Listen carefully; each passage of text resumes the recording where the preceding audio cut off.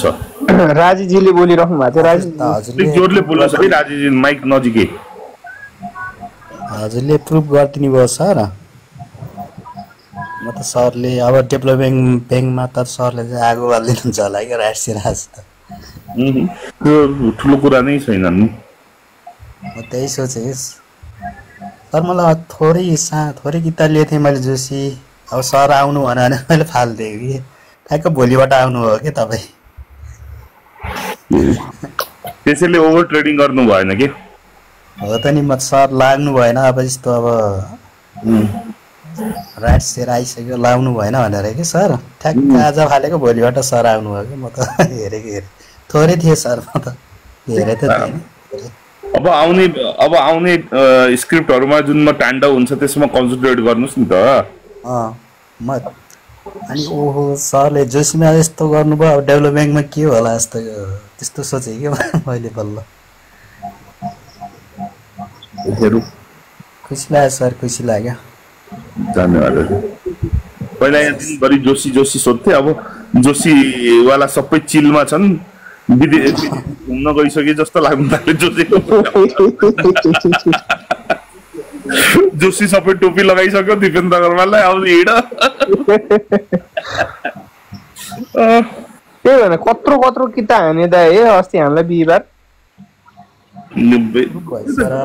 त्यसले फरक तपाईँको प्रुफ भयो नि त सर अब म छु म आउँछु भन्नुभएको थियो नि त प्रुफ भयो नि त अब डराउनु पर्दैन कोही पनि डेभलपमेन्टतिर डराउनु हो र अब त छाती फुलाएर हिँड्नु पर्यो नि साथीहरु जोशी बाटो साथीहरुले त आफ्नो के भन्छ अरे आफ्नो त्यो पुरा गर्नु हो नि त बोली म आउँछु भन्नुभयो नि त हो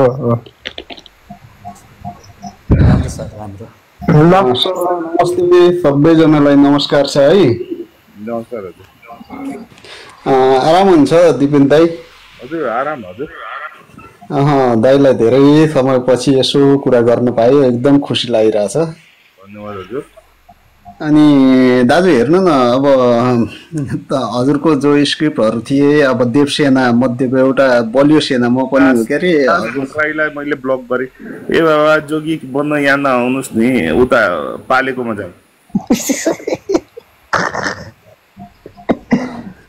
ल सरी है sir sorry it's okay sorry अनि त्यही त दाइ अब हजुरको सेनाहरू मध्ये देवसेना मध्ये अब ठुलो सेना भनेको महारथी अब हजुर नै हुनुभयो सानो सेना मध्ये म पनि परे अब हजुरको जो डेभलपमेन्टमा थियो अल्ट्रा लो क्यापमा अब माथि नै किनियो के अरे अब पछि एभरेजिङ गर्न सकिएन अब तल आएर बसिरहेछ म जस्तै धेरैजना साथीहरू पनि हुन्छ सेनाहरूमा अब त्यो हुँदाखेरि अब के सल्लाह दिनुहुन्छ कि अब जोशी मानिस शिफ्ट हुने हो कि या उताबाट अब लगभग 50% नै लसमा छौँ भनौँ न धेरैजना साथीहरू अब म लगायतको अब हजुरको के एनालाइसिस छ कि यसमा के सल्लाह दिन सक्नुहुन्छ कि त्यो दिन सक्यो भने अलिकति हामीलाई 2 हप्ता पर्खिनुहोस् आगो बाल्छौँ ल थ्याङ्क यू त्यति साहस दिनु भएको छ अब त्यही साहसले गर्दाखेरि नि हामी एउटा मोटिभेट भएको छौँ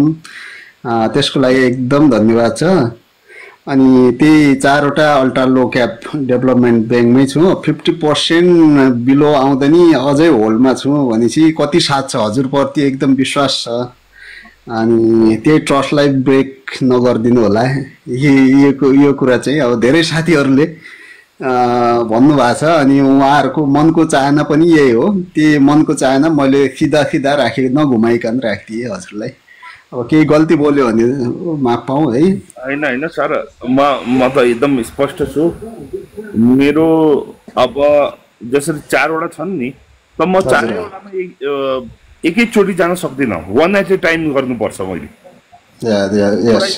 एकचोटि गर्नुपर्छ र 1 एट ए टाइममा मलाई लाग्छ अब यो एसपिडीको पालो आउला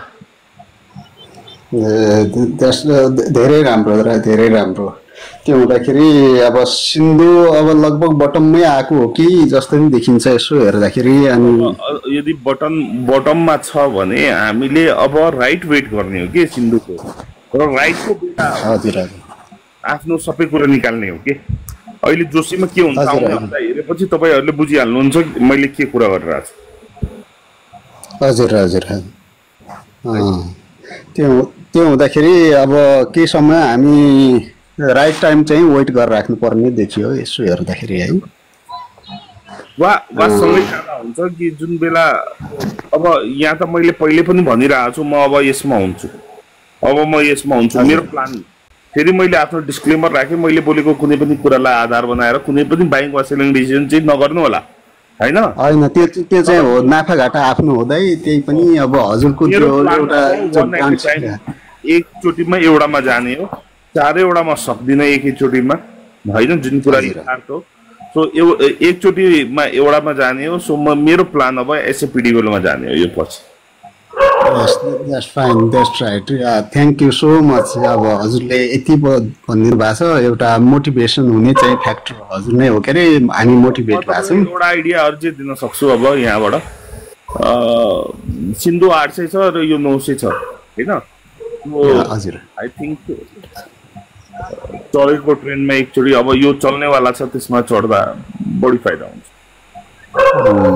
हजुर हजुर एकदम राम्रो राम्रो हुन्छ दाइ। अब हजुरलाई फलो गर्दै आएको छौँ, ट्रस्ट छ, ट्रस्ट हजुर ब्रान्ड नै हो के अरे। अब धेरै हजुरलाई फेरि धेरै प्रशंसा गर्यो भने हजुरलाई फेरि हामीलाई गाली गर्छन्, हजुरलाई नै गाली गर्छन्, तर मनको कुरा राखेँ, हजुरको ट्रस्ट राखेर अहिलेसम्म होइन लगभग 3 इयर बिफोरदेखि हामी फलो गरिरहेको छौँ।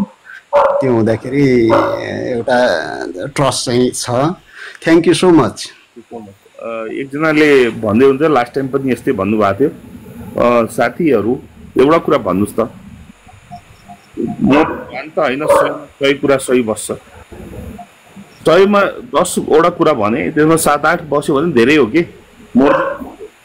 एकदम राम्रो हजुर, तपाईँलाई 100मा 100 बसाउनु पर्यो भने त मेरो प्लेटफर्म त ठिक होइन, हजुर हजुर प्लेटफर्म खोज्नु पर्यो हजुरहरूले। हजुर हजुर हजुर दिपेन्द्र दाइ, 1 फलोइङ 1 फलोअर छ, यो उतार्नु हो क्या दाइ, यो यसलाई उत्तरै दिनु पर्दैन दाइ।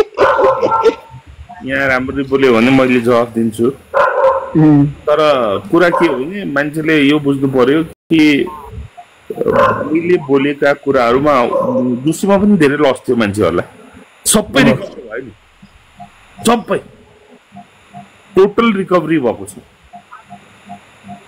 भनेपछि बुझ्नुपर्छ यो कुरा।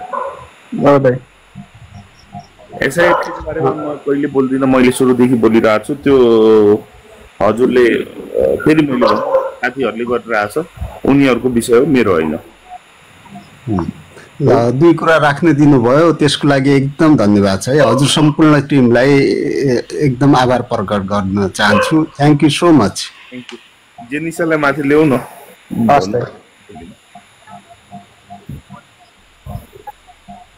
जय सियाराम दाइ। जय सियाराम हजुर।